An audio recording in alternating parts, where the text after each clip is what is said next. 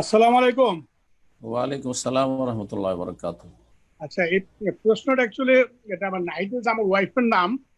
হুম। আমি বলেন বলেন, করতেছি, অসুবিধা ও নেই। জিজ্ঞাসা করছি, ও ও করবে না আর কি, আমি করতেছি ওটা। অসুবিধা সেটা নেই, হলো, এটি ভালো। যে কোরবানি দিবে শুনছি আর কি, যে নখ চুল কাটতে পারবে না, ওটা কি জিলহজ মাসের 1 তারিখে থেকে কুরবানি দেওয়া পর্যন্ত? জি। এবং যদি কেউ আমেরিকা থাকে, হুম। বাংলাদেশে কুরবানি দেয়, তাহলে কি সে এখানেও কাটতে পারবে না? মানে 1 থেকে 10 10 তারিখ কুরবানি দেওয়া পর্যন্ত নখ আর চুল কাটবে না? বাংলাদেশে কোরবানি করেছে, আমেরিকায় থাকেন, বাংলাদেশে কোরবানি করছেন। তো যেই ব্যক্তি কোরবানি করতে ইচ্ছুক, মালিক কিন্তু অন্যান্য সদস্যরও না।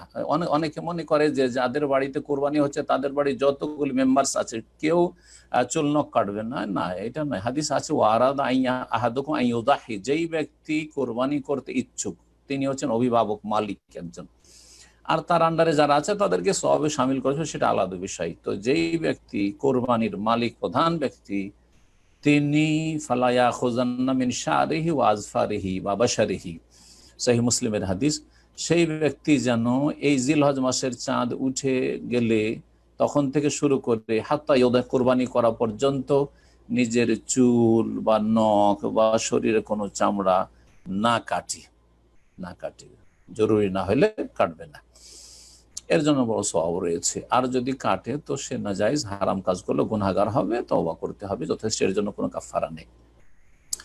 এখন কুরবানি করছে বাংলাদেশে, বাংলাদেশে একদিন পরে ঈদ হবে, আর আপনার ঈদ একদিন আগে করে নিচ্ছেন, তো সেই ব্যক্তি কি করবে? এই ক্ষেত্রে যেহেতু তিনি কুরবানি করছেন আর তার কুরবানি বাংলাদেশে হচ্ছে, কুরবানি যখন আমেরিকা হিসাবে বা সৌদি আরব হিসাবে 11 তারিখ, কিন্তু বাংলাদেশে 10 তারিখে হচ্ছে, তাহলে কুরবানি হওয়া পর্যন্ত অপেক্ষা করবে, চুল নখ কাটার ক্ষেত্রে কাটবে না। জি। তবে একটা কথা মনে রাখবেন যে দাড়ি মোটেই কাটবেন না। অনেকে শুরু করেন এই 10টা দিন, তো মাশাআল্লাহ একটা টেম্পোরারি নির্দেশ, মানে এই 10টা দিনের জন্য নির্দেশ আছে যে এই দিনগুলোতে চুল কাটবে না, নখ কাটবে না। এই 10টা দিনে দাড়িও কাটলো না, চুলও কাটলো না, নখও কাটলো না। কত সুন্দর! একবার রাসূলুল্লাহ সাল্লাল্লাহু আলাইহি ওয়াসাল্লামের অনুসারী। আর যেমনই 10 তারিখ হইলো আর কোরবানি করা হইলো, তখন দাড়ি জবাই করা শুরু করলো। আরে সেটা সবসময় হারাম, দাড়ি মনে সবসময় হারাম। সুতরাং এটা কখনো এরকম কাজ একজন মুসলিম করবে না। জাযাকুমুল্লাহ খাইর।